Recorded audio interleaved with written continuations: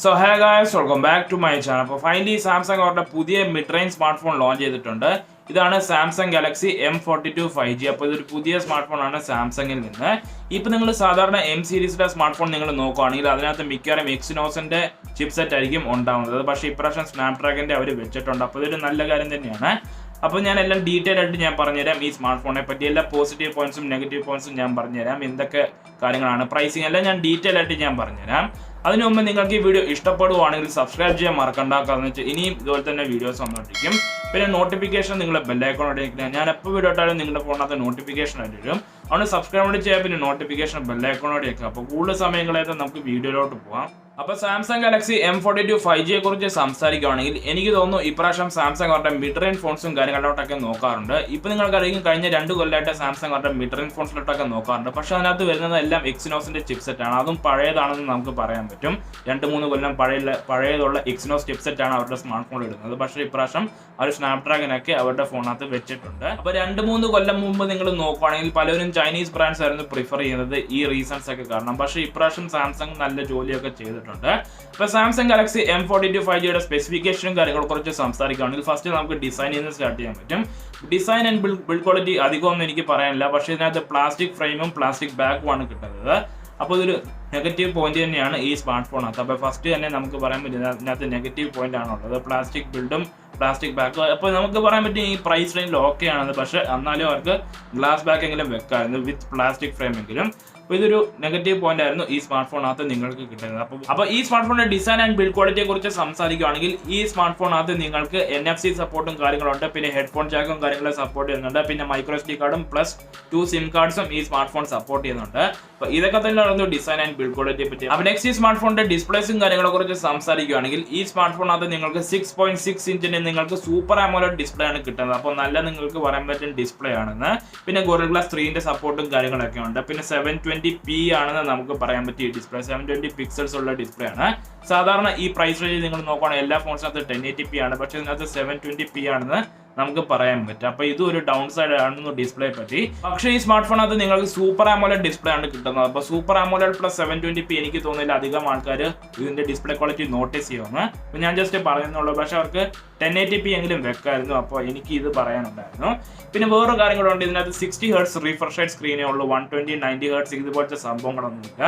അപ്പോൾ ഇതൊക്കെ തന്നെയായിരുന്നു ഇതിനകത്ത്. അപ്പോൾ ഡിസ്പ്ലേ നമുക്ക് പറയാൻ പറ്റും അധികമൊന്നും നല്ലതല്ല ഇതിന്റെ 720pയും 60 Hz കാരണം. പക്ഷേ സൂപ്പർ AMOLED ഡിസ്പ്ലേ ആണ്. അപ്പോൾ നല്ല ക്വാളിറ്റിയാണ് നമുക്ക് പറയാൻ പറ്റും ഇതിന്റെ ഡിസ്പ്ലേക്കകത്ത്. അപ്പോൾ നെക്സ്റ്റ് ഈ സ്മാർട്ട് ഫോണിന്റെ പെർഫോമൻസും കാര്യങ്ങളെ പറ്റി സംസാരിക്കുകയാണെങ്കിൽ ഈ സ്മാർട്ട് ഫോണിനകത്ത് നിങ്ങൾക്ക് സ്നാപ്ഡ്രാഗൺ 750G ആണ് കിട്ടുന്നത്. അപ്പോൾ ഇതിനെപ്പറ്റിയായിരുന്നു ഞാൻ നേരത്തെയൊക്കെ സംസാരിച്ചുകൊണ്ടിരുന്നത്.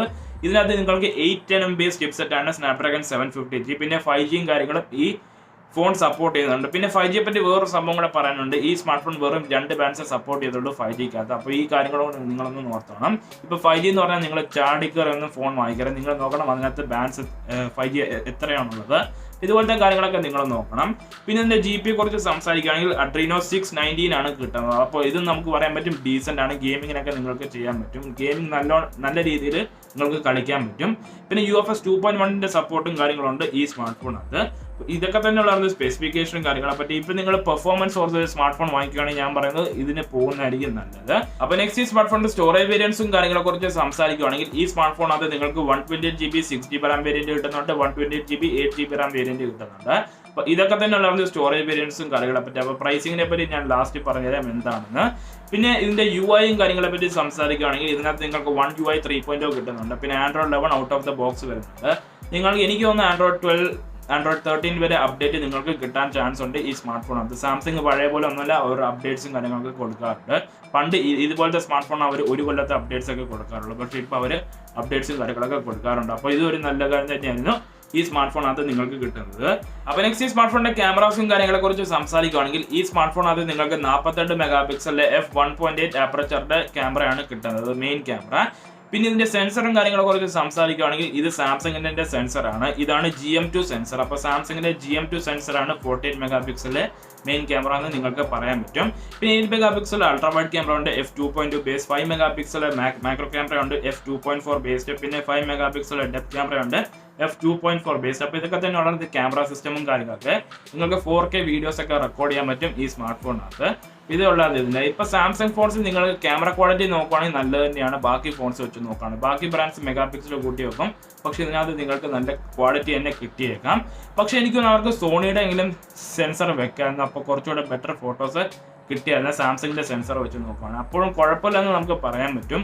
അപ്പോൾ ഇതിനകത്തൊക്കെ അപ്പോൾ നെക്സ്റ്റ് സ്മാർട്ട് ഫോണിന്റെ ഫ്രണ്ട് ക്യാമറയും കാര്യങ്ങളെ പറ്റി സംസാരിക്കുകയാണെങ്കിൽ ഇതിനകത്ത് 20 മെഗാ പിക്സലിലെ f2.2 ലെൻസ് ആണുള്ളത്. ഇത് 1080p വീഡിയോസേ റെക്കോർഡ് ചെയ്യാൻ പറ്റത്തുള്ളൂ. റിയർ ക്യാമറ 4K ആണ്, പക്ഷേ ഇത് 1080p റെക്കോർഡ് ചെയ്യാൻ പറ്റത്തുള്ളൂ. അപ്പോൾ ക്യാമറാസ് നമുക്ക് പറയാൻ പറ്റും ഈ പ്രൈസ് റേഞ്ചിൽ ഡീസന്റ് ആണ്, കൂടുതലൊന്നും എക്സ്പെക്ട് ഒന്നും ചെയ്യാൻ പറ്റത്തില്ല.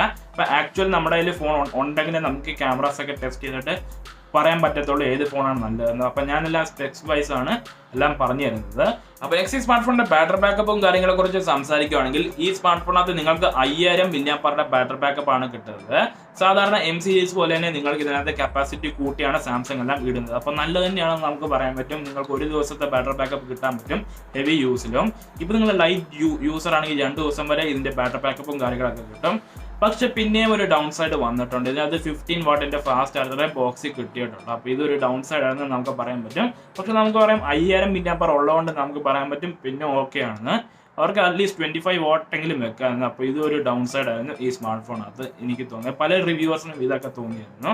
അപ്പോൾ ഇതൊക്കെ തന്നെ ഉള്ളതാണ് ബാറ്ററിയും കാര്യങ്ങളെ പറ്റി. അപ്പോൾ സെക്യൂരിറ്റിയും കാര്യങ്ങളെ കുറിച്ച് സംസാരിക്കുകയാണെങ്കിൽ ഈ സ്മാർട്ട് ഫോണിനകത്ത് നിങ്ങൾക്ക് in display finger print scanner കിട്ടുന്നുണ്ട്. അപ്പോൾ ഇതും നല്ല കാര്യം തന്നെയായിരുന്നു, അല്ലെങ്കിൽ ഡീസന്റ് കാര്യം തന്നെയായിരുന്നു ഈ സ്മാർട്ട് ഫോണിനകത്ത് നിങ്ങൾക്ക് കിട്ടുന്നത്. അപ്പോൾ ഈ പ്രൈസ് റേഞ്ചിൽ നല്ല സംഭവം തന്നെയായിരുന്നു.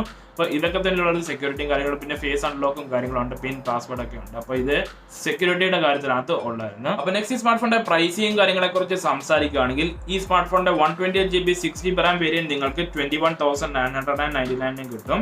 പിന്നെ 128GB 8GB RAM വേരിയന്റ് നിങ്ങൾക്ക് 23,999 കിട്ടും. അപ്പോൾ 23,999. അപ്പോൾ ഇതാണ് പ്രൈസിങ് കാര്യങ്ങൾ ഈ സ്മാർട്ട് ഫോണിന്റെ. പക്ഷേ നിങ്ങൾക്ക് HDFC കാർഡിന്റെ ഓഫേഴ്സ് ഒക്കെ നിങ്ങൾക്ക് 20,000 രൂപയ്ക്ക് കിട്ടും 128 + 6GB വേരിയന്റ്. പിന്നെ നിങ്ങൾക്ക് 128GB + 8GB RAM വേരിയന്റ് നിങ്ങൾക്ക് 23,000 നിങ്ങൾക്ക് ചിലപ്പോൾ കിട്ടിയേക്കാം. അപ്പോൾ ഇതൊക്കെ തന്നെയാണ് പ്രൈസിങ് കാര്യങ്ങളും.